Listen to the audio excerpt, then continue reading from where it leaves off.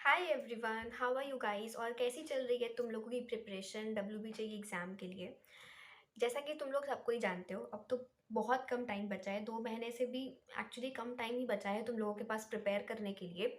तो ये बहुत इंपॉर्टेंट टाइम है तुम लोगों के लिए, सिर्फ अपना सिलेबस कंप्लीट करने के लिए नहीं, अपने सिलेबस को WBJ एग्ज़ाम के पैटर्न के साथ अलाइन करने के लिए। तो इस टाइम को बहुत अच्छे से यूटिलाइज़ करो। जो भी डाउट्स हैं यहाँ पे मुझे कमेंट्स में बताओ।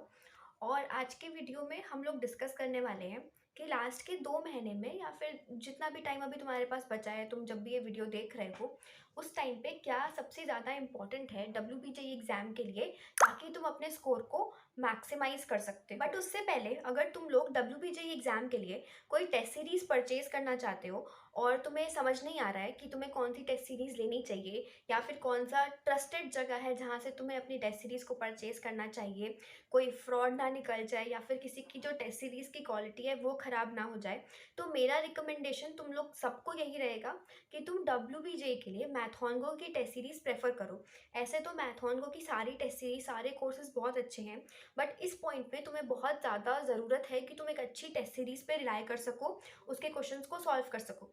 तो तुम मैथॉनगो की टेस्ट सीरीज़ प्रेफर कर सकते हो। अब तुम बच्चे ये सोच सकते हो कि दीदी तो हर वीडियो में मैथॉनगो की टेस्ट सीरीज़ को प्रमोट करने लग जाती है।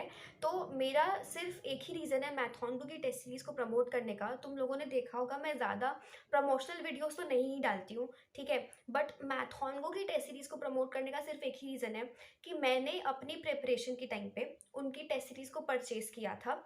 और वो लोग जो भी लिखते हैं ना कि हम XYZ चीज़ें प्रोवाइड कर रहे हैं अपनी टेस्ट टेस्ट सीरीज़ में, वो लोग वही प्रोवाइड करते भी हैं, ठीक है। तो टेस्ट सीरीज़ पे अभी मैं उतना डिस्कशन नहीं करूँगी, डिस्क्रिप्शन में तुम्हें सारी डिटेल्स मिल जाएंगी।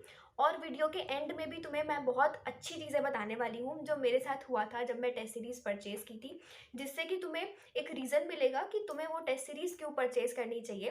बट फिलहाल के लिए हम लोग वीडियो पे प्रोसीड करते हैं। मैं ना तुम लोगों के साथ दो बहुत इंपॉर्टेंट चीज़ें डिस्कस करने वाली हूँ जो तुम्हें अपने एग्ज़ाम से पहले इंश्योर कर लेनी है कि तुम वो दो चीज़ों को कर ही रहे हो। सबसे पहला इम्पॉर्टेंट चीज़ है कि तुमने अपना सिलेबस कंप्लीट किया हो। नाउ आई नो कि तुम लोगों ने बहुत क्रिएटर्स को ये बोलते हुए सुना होगा कि नहीं, सिलेबस नहीं कंप्लीट करने से भी चलेगा। अगर तुम मेजर टॉपिक्स जो आते हैं एग्जाम में, जिनके क्वेश्चन ज़्यादा आते हैं, हाई प्रायोरिटी टॉपिक्स जो होते हैं, तुम उनको भी प्रिपेयर करोगे तो भी तुम एक अच्छा स्कोर कर सकते हो। उनकी बात में कोई भी दिक्कत नहीं है, बट क्या होता है ना, वो बहुत ज़्यादा रिस्क लेने वाली चीज़ हो जाती है, ठीक है। तो मेरा मानना ये है कि तुम्हारा एग्जाम से पहले एक बेसिक सिलेबस कंप्लीट होना चाहिए। बेसिक सिलेबस से मेरा क्या मतलब है कि तुम लोग सब ने बोर्ड एग्जाम या तो दे दिया होगा लास्ट ईयर अगर ड्रॉपर्स हो, या फिर इस साल अगर तुम फ्रेशर्स ही हो, एकदम फ्रेश कैंडिडेट हो, तो तुम बोर्ड एग्जाम के लिए प्रिपेयर किए होगे, राइट। सो बोर्ड एग्जाम के लिए प्रिपेयर करने में सबसे मेजर जो एडवांटेज होता है कि तुम अपना सिलेबस पूरा कंप्लीट कर लेते हो, ठीक है। तुम्हें पता होता है कि कौन कौन से चैप्टर्स हैं, कौन कौन से चैप्टर्स में क्या क्या टॉपिक्स हैं, उन टॉपिक्स के बेसिक्स बेसिक्स जो होते हैं, बेसिक क्वेश्चन जो होते हैं, बेसिक फॉर्मूले जो होते हैं, वो तुम्हें सब कुछ पता है। तुम्हें पता है कि कैसे क्वेश्चंस को अटेम्प्ट करना है, ठीक है।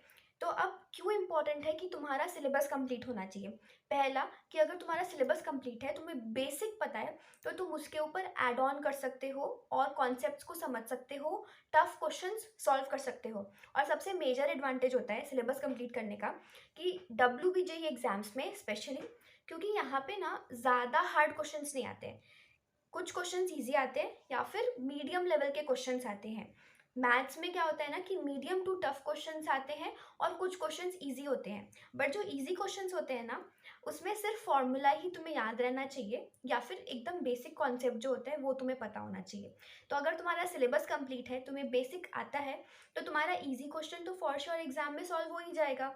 और अगर तुम्हारा सिलेबस कंप्लीट है तो तुम उसके ऊपर मीडियम लेवल के क्वेश्चंस भी प्रैक्टिस करके एग्जाम में सॉल्व कर सकते हो। तो प्लीज़ इंश्योर करना कि अगर अभी तक तुम्हारा सिलेबस कंप्लीट नहीं है, तो ये वाला जो महीना है ना, मार्च का महीना, उसमें अपना सिलेबस कंप्लीट करने पे फोकस करो। सिलेबस कंप्लीट करने पे अब तुम ये मत करना कि एक ही चैप्टर पे बहुत ज़्यादा टाइम दे दिया।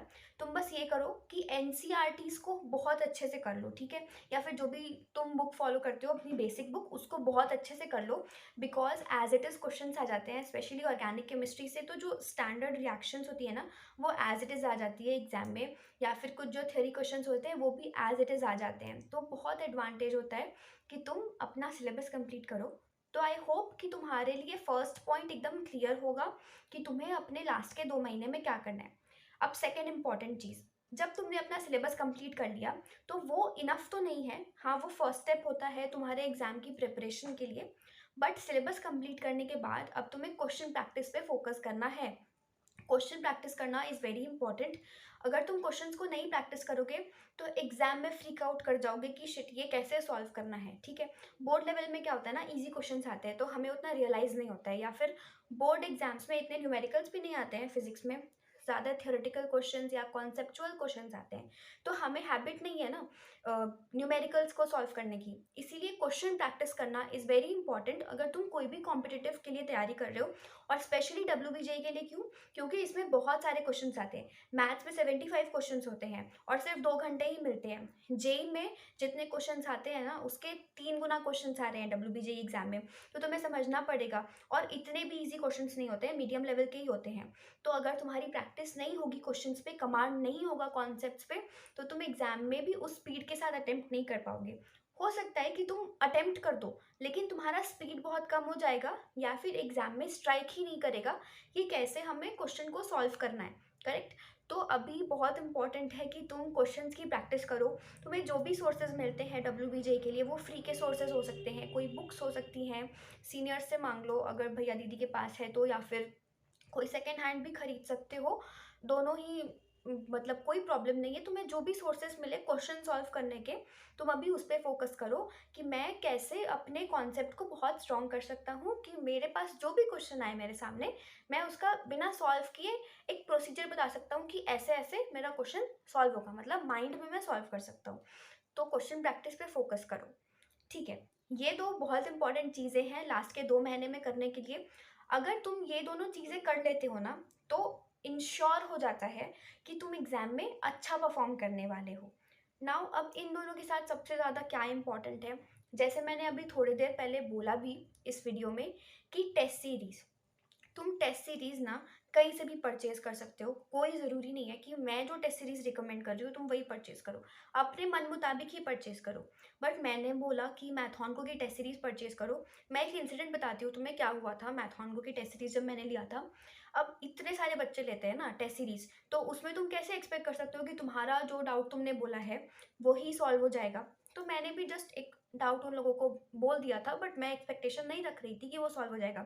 But you guys won't believe कि उस जूम मीटिंग में, आई डोंट रिमेंबर वो जूम पे हुआ था या जी मीट पे, बट उस जूम मीटिंग में उन लोगों ने मेरा क्वेश्चन को पॉप आउट किया, मेरे क्वेश्चन को अच्छे से सॉल्व किया, अच्छे से एक्सप्लेन किया, विदाउट सेइंग कि ये भी नहीं सॉल्व हुआ या फिर कोई ताना मारे। मतलब वो बहुत अच्छे से स्टूडेंट्स को हैंडल कर। तो अगर तुम लोगों को कोई टेस्ट सीरीज परचेज करनी है तो मेरे रिकमेंडेशन है तो मैथॉनगो की ही करो।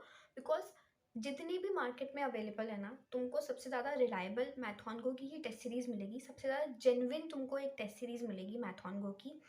उसकी जो रियल प्राइस है वो 3000 रुपीज़ है, बट अगर तुम मेरे लिंक से परचेज करोगे तो तुमको 1500 में ही मिल जाएगी। एग्जैक्ट प्राइस 1490 में ही तुमको मिल जाएगी। डिस्क्रिप्शन बॉक्स में लिंक है, कमेंट में भी तुमको लिंक पिन कर दिया है मैंने। तो अगर तुम्हें परचेज करना है तो तुम कर सकते हो वहाँ से जाके। अगर कोई डाउट है टेस्ट सीरीज से रिलेटेड, अभी भी नहीं तुम्हारे मन में बैठ रहा है कि मुझे ये टेस्ट सीरीज लेनी चाहिए या फिर नहीं लेनी चाहिए, तो इधर नीचे मुझे कमेंट करके पूछ लो कि दीदी क्या डाउट है तुम्हारा, और उसको रिजॉल्व कर लो और फिर अपना डिसीजन बना लो कि कहाँ से तुम्हें टेस्ट सीरीज परचेज करनी है। और जो 2 पॉइंट्स मैंने बोले हैं इस वीडियो में, आई होप कि तुम लोगों को समझ में आया होगा कि उन पॉइंट्स का क्या वैल्यू है। मैं कोई भी फैंसी वीडियो नहीं शूट करती हूँ, मैं एकदम नॉर्मल वीडियो शूट करती हूँ। और इसका रीज़न सिर्फ इतना है क्योंकि मैं जेन्युइन पॉइंट्स ही तुम लोगों को बताना चाहती हूँ। तो आई होप कि तुम लोग ये 2 पॉइंट्स पे काम करोगे अपने लास्ट के 2 महीने पे, और बहुत अच्छा अच्छा स्कोर करोगे। और जो भी डाउट्स है यार, यहाँ पे कमेंट्स में मेरे को पूछो और अपने डाउट्स रिजॉल्व करो, अपनी प्रिपरेशन अच्छे से करो। और अगर वीडियो में कुछ भी हेल्पफुल लगता है तो प्लीज़ लाइक करना और चैनल को सब्सक्राइब करना अगर अभी तक नहीं किया है तो। चलो बाय बाय।